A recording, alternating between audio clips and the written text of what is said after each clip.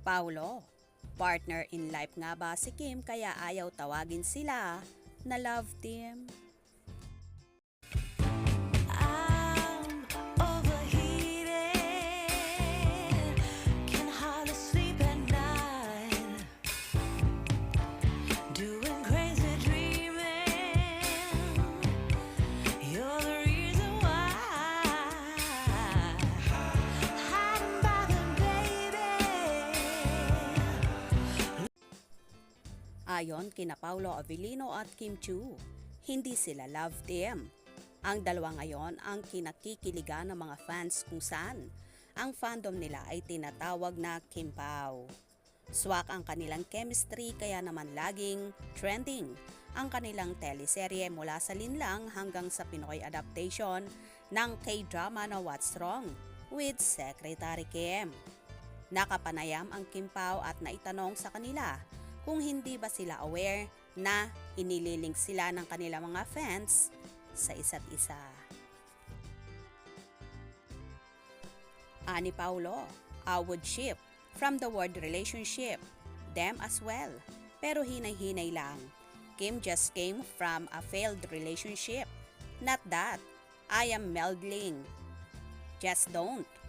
Hayaan na lang daw na mag-enjoy ang mga fans kung ano ang nakikita sa kanila na inayunan naman ng Chinita Princess. Ayon pa sa Showtime host, na-appreciate nila ang ginagawa ng kanilang mga fans at sana raw ay suportahan sila sa lahat ng projects na kanilang gagawin.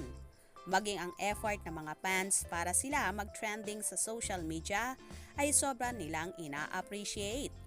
Pahayag pa ng aktor, hindi sila love team ni Kim at di raw niya gusto ang stigma ng love team culture sa Pinas.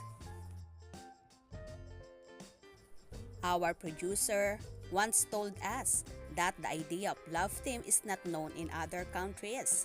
The team is used only here in the Philippines. I'd rather use tandem or on-screen partner. I don't like the stigma associated with being part of a love team, isplika ng aktor. Para naman kay Kim, tinanggap nila ang project dahil sa story and not because they wanted to be identified as a love team. Ayaw nga ni Paulo na maging love team ang samahan nila ni Chinita Princess. Mas gusto niya ang partner. How about in real life kaya? Gusto nga ba kaya ng aktor na for life na ang pagiging partner nila ni Kim Chiu? Lalo pat hindi maikakaila na dala silang nakikitang magkasama. Kahit tapos na ang taping nila. Kahit nga sa afternoon show na It's Showtime ay palaging nakikita si Paulo kung saan nakatambay at hinihintay si Kim sa dressing room ng dalaga. Kahit nga ang mga kasamahan ni Kimi ay mapapatunayan yan, kaya palagi nilang ibinubuko ang dalaga.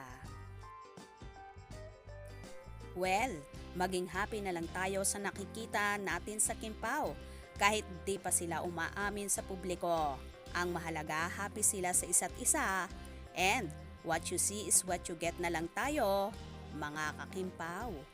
Kaya naman tumutok at wag na wag pahuhuli sa mga maiinit na kaganapan. Anong inyong magiging reaksyon sa bidyong ito? Comment below.